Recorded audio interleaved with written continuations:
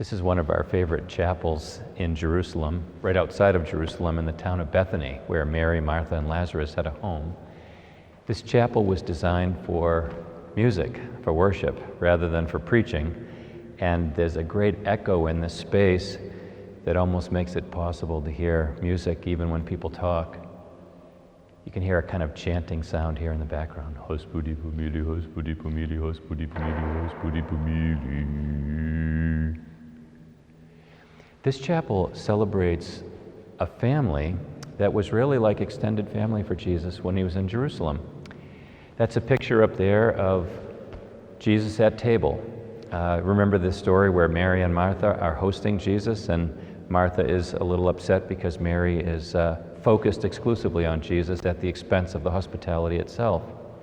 Well, in the Gospel of John, we hear about an amazing story that takes place just prior to Holy Week, and that is that Lazarus is raised from the dead. This caused great concern for Mary and Martha because they notified Jesus when Lazarus was sick, and Jesus deliberately let Lazarus die and then lay in a tomb for 4 days just to prove that he was dead. Then Jesus came and made these incredible statements. I am the resurrection and I am the life.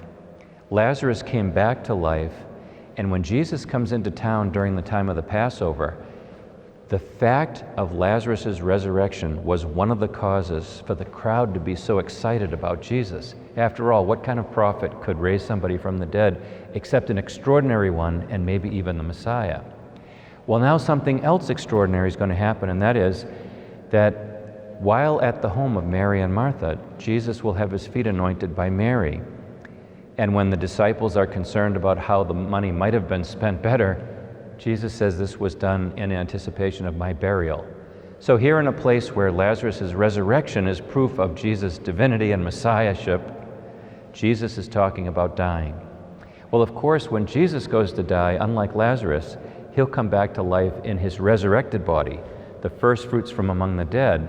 And this picture up here represents Jesus in that resurrected body, because just up above the hill, Jesus will eventually ascend into heaven with that body after showing it in many appearances to his disciples and to countless others who will be witnesses, eyewitnesses of the fact that death has been defeated.